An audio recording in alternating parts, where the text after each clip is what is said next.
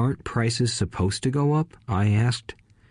In an educated society with a well-run government, prices should actually come down. Of course, that is often only true in theory.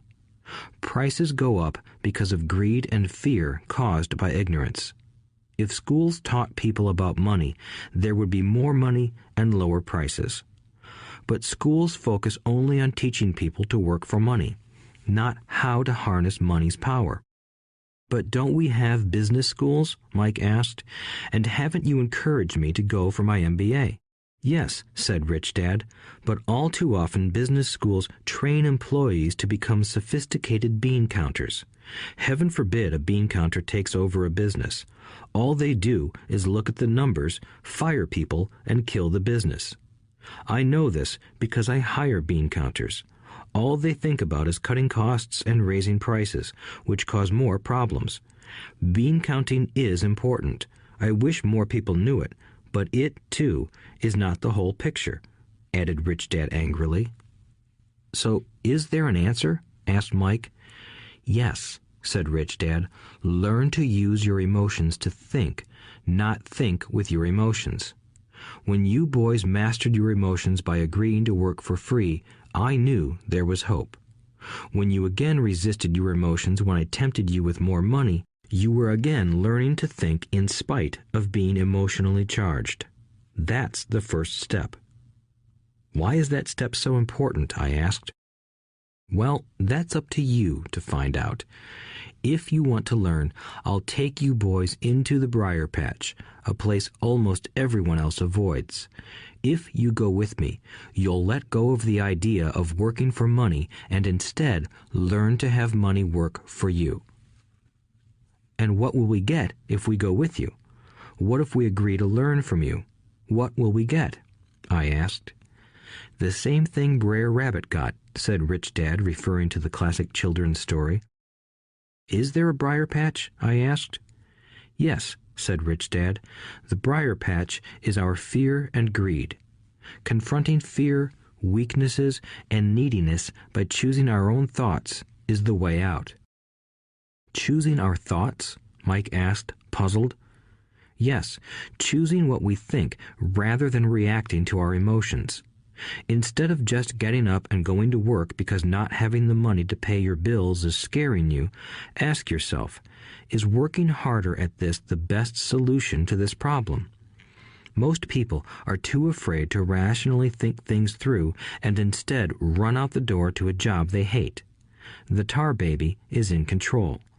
That's what I mean by choosing your thoughts. And how do we do that? Mike asked. That's what I will teach you. I'll teach you to have a choice of thoughts rather than a knee-jerk reaction, like gulping down your morning coffee and running out the door. Remember what I said before. A job is only a short-term solution to a long-term problem. Most people have only one problem in mind, and it's short-term. It's the bills at the end of the month, the tar baby. Money controls their lives, or should I say the fear and ignorance about money controls it. So they do as their parents did.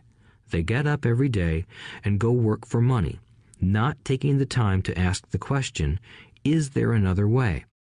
Their emotions now control their thinking, not their heads. Can you tell the difference between emotions thinking and the head thinking? Mike asked. Oh yes, I hear it all the time, said Rich Dad. I hear things like, well, everyone has to work, or the rich are crooks, or I'll get another job, I deserve this raise, you can't push me around, or I like this job because it's secure. No one asks, is there something I'm missing here? Which would break through the emotional thought and give you time to think clearly. As we headed back to the store, Rich Dad explained that the rich really did make money. They did not work for it.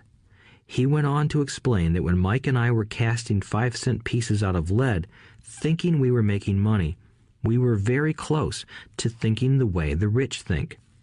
The problem was that creating money is legal for the government and banks to do, but illegal for us to do. There are legal ways to create money from nothing, he told us.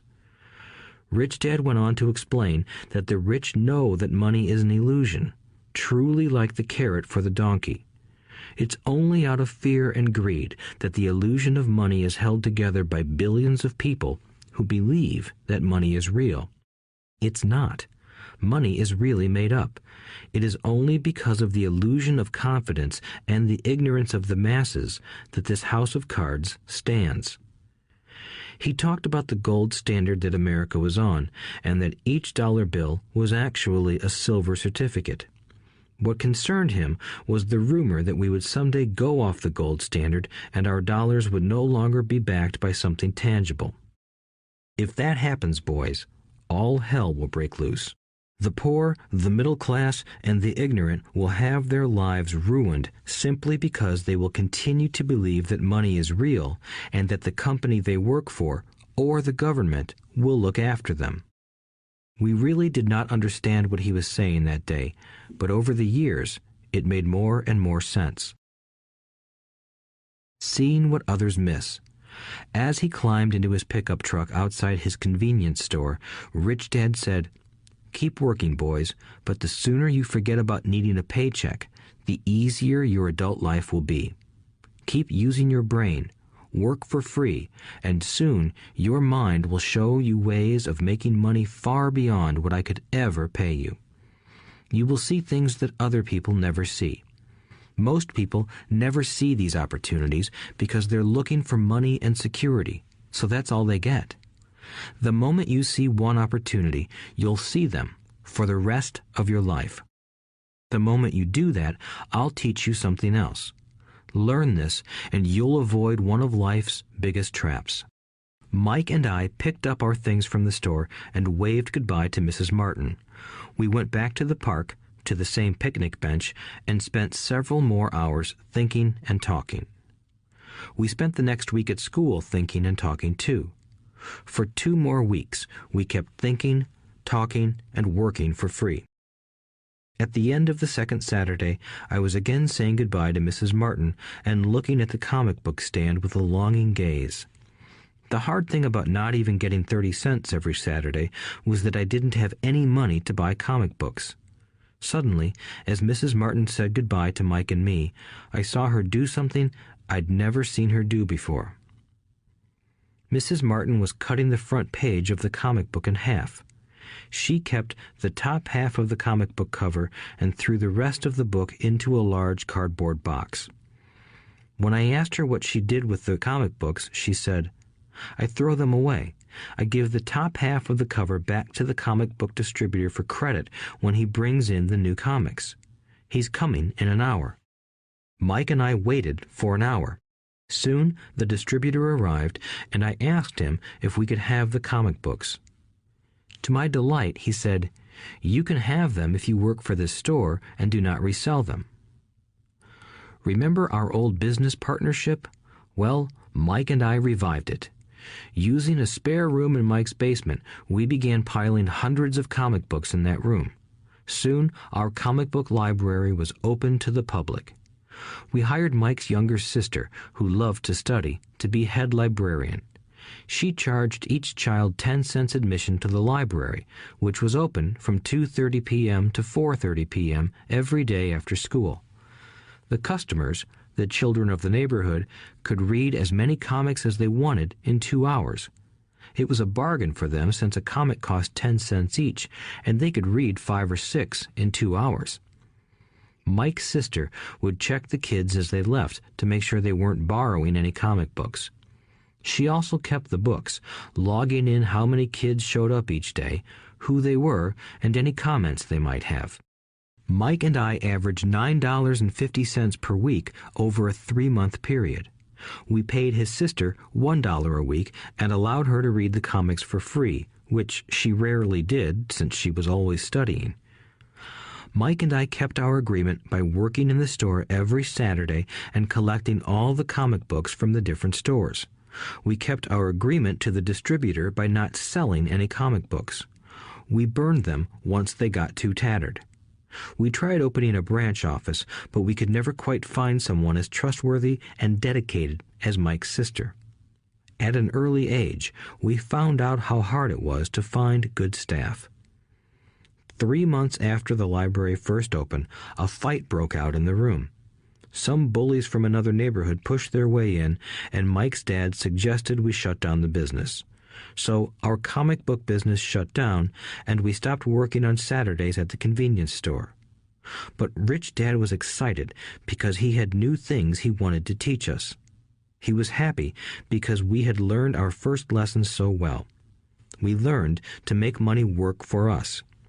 By not getting paid for our work at the store, we were forced to use our imaginations to identify an opportunity to make money.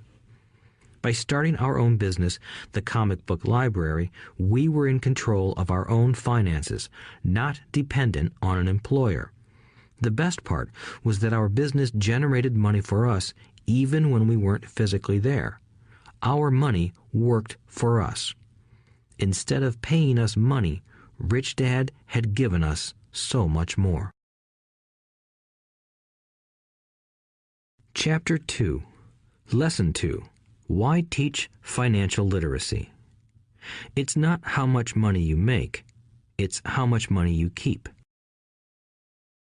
In 1990, Mike took over his father's empire and is, in fact, doing a better job than his dad did. We see each other once or twice a year on the golf course. He and his wife are wealthier than you can imagine. Rich Dad's empire is in great hands, and Mike is now grooming his son to take his place, as his dad had groomed us. In 1994, I retired at the age of 47, and my wife Kim was 37. Retirement does not mean not working. For us, it means that, barring unforeseen cataclysmic changes, we can work or not work, and our wealth grows automatically, staying ahead of inflation. Our assets are large enough to grow by themselves. It's like planting a tree. You water it for years, and then one day it doesn't need you anymore. Its roots are implanted deep enough. Then the tree provides shade for your enjoyment. Mike chose to run the empire, and I chose to retire. Whenever I speak to groups of people, they often ask what I would recommend that they do. How do I get started? Is there a book you would recommend? What should I do to prepare my children? What is your secret to success? How do I make millions? Whenever I hear one of these questions, I'm reminded of the following story.